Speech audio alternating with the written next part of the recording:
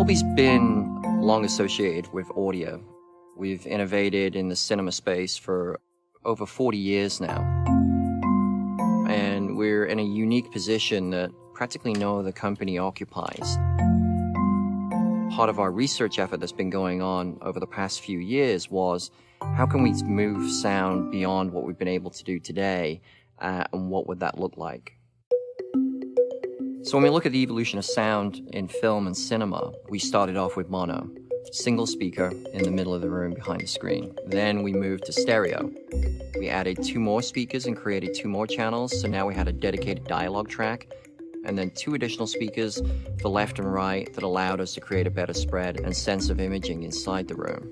Then it was the evolution and introduction of surround sound that we were able to actually put sounds all around the audience.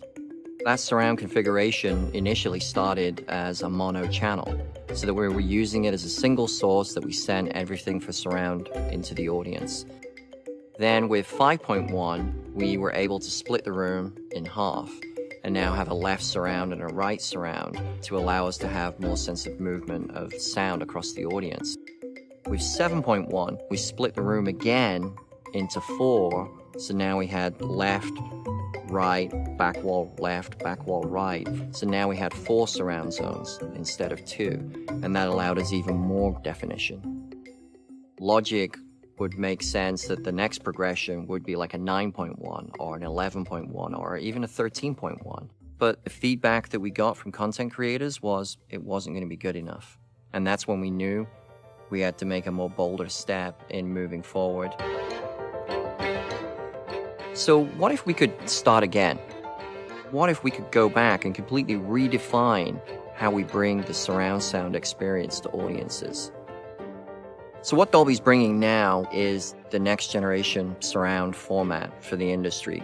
With a channel-based solution as we have today, if we look at how I move something around the audience, in 5.1 we had 2 zones. So if I wanted to create a sensation of movement, it's either here or here. It goes from one side of the room to the other. It doesn't really create that sensation of movement. With 7.1, I can now be on the side, then behind, and then to the side again. So it gives you the sensation of movement, but it doesn't have that precision of movement. So the fundamental shift in what's happening is that now we're migrating away from channels. The ability to move a sound through the room now with objects creates this precision movement, which is referred to as a pan-through array. Now the helicopter has that fluid movement of hitting speaker number 1, speaker number 2, speaker number 3, speaker number 4, and then having that precision as it goes around me in the auditorium. And now by placing speakers over the audience, we can truly create that immersive sound field that now makes it feel like that helicopter is literally buzzing over your head. Overhead surrounds, for the first time, adds that upper hemisphere of sound that we've been missing from films. With the next change of technology that can come to mixers, I think the things that really excites them, especially from a creative point of view, is the flexibility for the first time of being able to unmarry sound. When a film is mixed today, it's made up of many elements, and then all those elements are baked in. You can't go back and pull the ingredient out. But with objects, you could now go back in, remove the object. So if the object was a music soundtrack, we could go in, pull it out, and replace it, and have more finite control and precision in the reproduction of sound. With channel-based solutions as they exist today, one of the problems that we've always faced is how we deliver all of these different formats. If we take 7.1 as an example, then 7.1 is mixed throughout the entire process of a film. At the very end of that process, the mixers will then do another creative pass to take it down to 5.1, because we have multiple playback systems in the world. Now, when they go to a theater, the only control that the mixer has is volume level that the movie will play at and simplistic delay that controls the surrounds. What Dolby's proposing is now they can mix in the biggest mode possible. This now goes out as a single deliverable file, carrying metadata and information that will accurately reflect what the mixer wanted.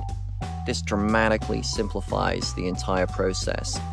The next generation surround format will have all of this great intelligence and in essence adapts itself to any playback system that's out there. Now we can literally author once and then optimize anywhere. As a moviegoer, you already realized as you go to your local complex, every room is different. Their size, geometry, stadium seating. And if you're putting surround speakers in there, it creates some challenges as to how you can position them so that you can get uniform coverage throughout the seating area. As we deliver this next technology, that is where it really shines by being able to accurately portray in all these different room sizes, geometries, speaker feeds. It's a radical shift from anything we've ever done before. For theater owners, their primary concern as always is, how can I get more people to come to my theater? But now with this better technology of surround sound and sound over the audiences, that now gives them something to leverage bringing people back into the theater. With Dolby's new technology, we're literally building a pipeline for the industry, and we're going to be future-proofing the exhibitor by providing them this technology which will sit with them for a significant period of time. So what we're doing is really a huge fundamental shift in the way audio is not only mixed but also perceived inside your theaters. And it's really a huge change from 5.1 to 7.1. That was only an incremental change. And that what we're giving you the capability of providing now, it's enormous.